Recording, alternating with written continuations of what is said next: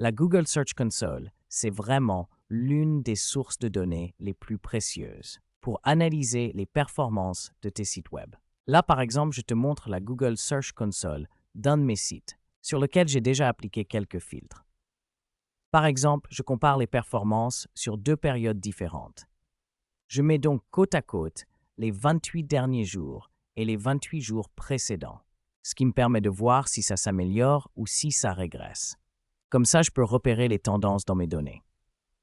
Mais tu peux aussi analyser plein d'autres choses. Par exemple, tu as des infos sur les requêtes, les pages, les pays, les appareils, et même les positions de classement pour un jour précis.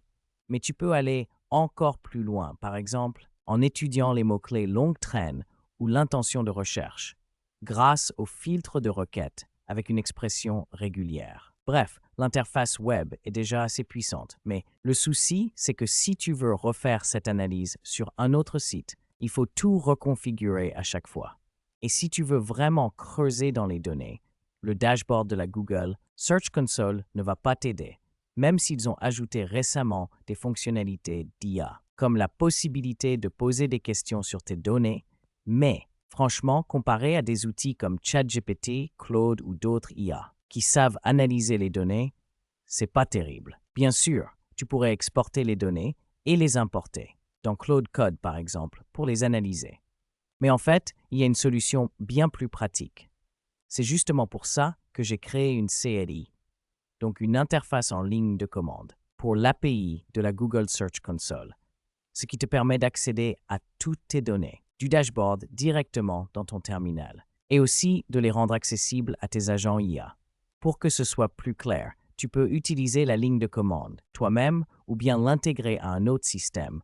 C'est la première option. Tu peux donc lancer une commande précise et ajouter un flag. Pour le formatage, comme ça tu obtiens un tableau, ce qui est bien plus lisible. Si tu veux lire les données toi-même, ou alors tu peux passer par un agent IA comme Claude.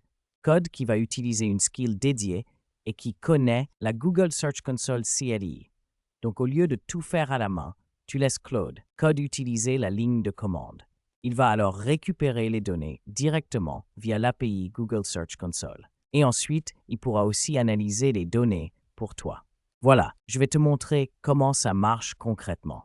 Là, tu vois Visual Studio Code avec un terminal où Claude Code est déjà lancé. À gauche, on a l'arborescence des fichiers. Ici, tu vois le code source de la Google Search Console CLI, mais j'ai aussi un autre, terminal ouvert, pour te montrer comment ça se passe si tu veux lancer la CLI toi-même. La toute première étape, c'est d'exécuter une commande pour obtenir un token et ainsi pouvoir récupérer les infos de tes propriétés Google Search Console. Par exemple, pour m'authentifier, il faut d'abord que j'appelle la CLI Google Search Console, qui commence par GSC suivi de la commande login, puis je dois indiquer le chemin du fichier où sont stockés les secrets. Quand j'exécute ça, ça ouvre automatiquement un navigateur à gauche, où je peux choisir le compte Google lié à la Google Search. Je l'ai déjà fait donc. Cette fois, je vais passer cette étape. Mais si tu préfères utiliser un service account, c'est aussi possible avec la commande GSC Auth Add Profile suivi du nom du site web. Tu mets le nom que tu veux, puis l'argument service account et, bien sûr, le chemin du fichier où il est stocké. Voilà pour la partie authentification. Voyons maintenant ce que la CLI permet de faire concrètement. À gauche, tu vois les méthodes Python qui sont associées aux différents endpoints de l'API Google Search Console, ce qui veut dire que tu peux lister tous tes sites connectés à la Google Search Console, donc toutes tes propriétés. Mais le plus important, c'est la fonction Search Analytics Query. Tu peux aussi générer des rapports de performance, récupérer tes sitemaps, soumettre un sitemap ou même le supprimer. Mais tu peux aussi utiliser la CLI pour inspecter une URL. Par exemple, si tu veux vérifier son indexation. Prenons un exemple, une commande pour lister les sites disponibles. Ici, je peux simplement utiliser la commande GSC Sitelist et ça me renvoie tout de suite tous les sites auxquels tu as accès avec le niveau de permission. Mais ce qui est encore plus intéressant, c'est comment tu peux utiliser Claude Code pour analyser les données de ta Google Search Console. Et pour ça, il existe plusieurs skills qu'on voit ici dans le dossier Skills du projet. Elles sont aussi stockées dans le dossier .claude qui sert à analyser la performance, faire des audits, vérifier la cannibalisation de mots-clés, ce qui est toujours utile, comparer différentes périodes, faire une analyse approfondie, inspecter des URL, trouver des opportunités de requête. Par exemple, pour repérer des quick wins, tu peux utiliser la skill GSC Opportunity. Ou alors, si tu veux aller plus loin, trouver des mots-clés longue traîne, analyser l'intention de recherche, tu peux utiliser la skill GSC. Query. On va tester la première skill qui s'appelle GSC Analyze. Je peux l'appeler directement ou alors ajouter un prompt spécifique. Et Claude Code va choisir la bonne skill et l'exécuter. Dans ce cas, je fournis l'URL de ma propriété, qui commence par SC Domain, suivi de mon nom de domaine. Là, il faut être précis, surtout si tu as plusieurs sites dans ta Google Search Console.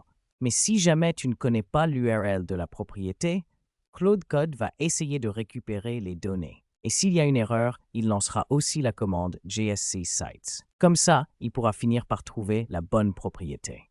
Mais bon, c'est pas important ici. On lance la commande. Et là, en arrière-plan, c'est Claude qui s'occupe d'exécuter les commandes de la Google Search Console CLI. Il prend aussi une période par défaut, qui est celle-ci, donc les 28 derniers jours. Mais si tu veux analyser sur 90 jours, 180 jours ou une période personnalisée, tu peux aussi le préciser dans ton message. Et Claude s'occupe d'ajuster les dates de début et de fin.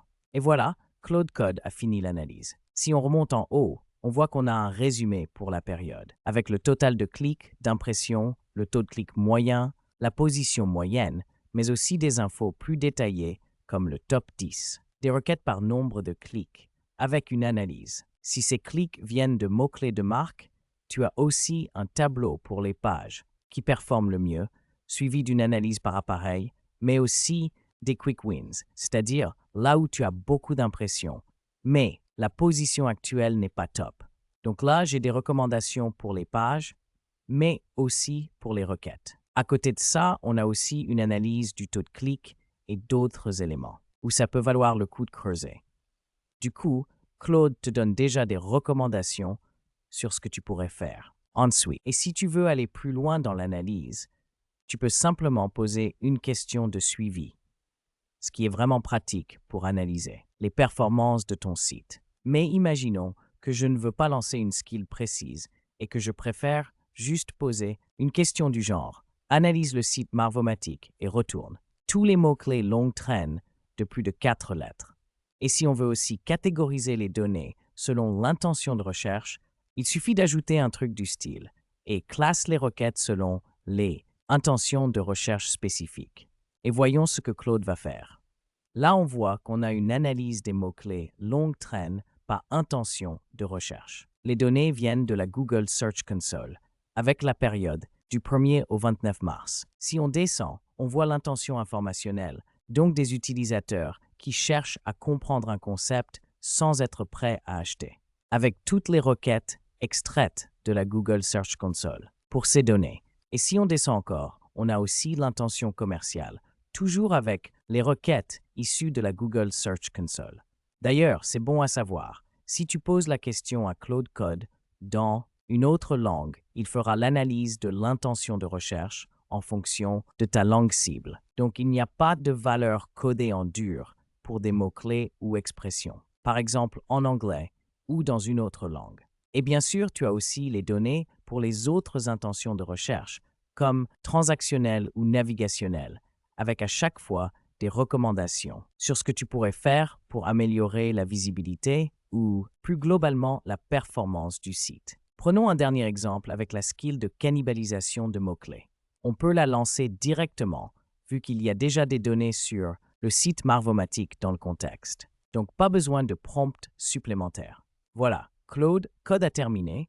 Ça a pris environ 1 minute et demie pour analyser le site et repérer les problèmes de cannibalisation de mots-clés. On voit aussi qu'on a des métriques sur les requêtes uniques, les requêtes où plusieurs pages sont en concurrence. Et si on descend, on voit exactement quelles pages se font concurrence sur les mêmes mots-clés. Par exemple, cette page-là, mais aussi celle-ci, toutes deux sont positionnées sur le mot-clé N8N Rank Tracker Template. Et pour corriger ça, on a encore une recommandation. On a aussi un souci de cannibalisation sur le terme de marque Marvomatic, mais c'est moins critique que pour les pages produits qui se concurrencent entre elles. Et si tu te demandes ce qu'il faudrait faire pour obtenir les mêmes données et analyses depuis le dashboard Google Search Console, franchement, c'est galère parce qu'il faut ajouter plein de filtres, exporter les données, puis les analyser dans d'autres outils comme Looker Studio ou n'importe quel autre outil d'analyse de données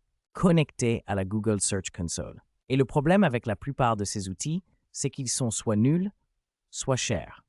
Alors qu'avec la CLI et l'API Google Search Console, c'est gratuit puisque tu n'as rien à payer pour transférer les données depuis API directement. Et ce que j'aime bien aussi, c'est qu'on n'a pas seulement les données brutes, mais aussi une interprétation avec des recommandations. Comme tu peux le voir, c'est super complet.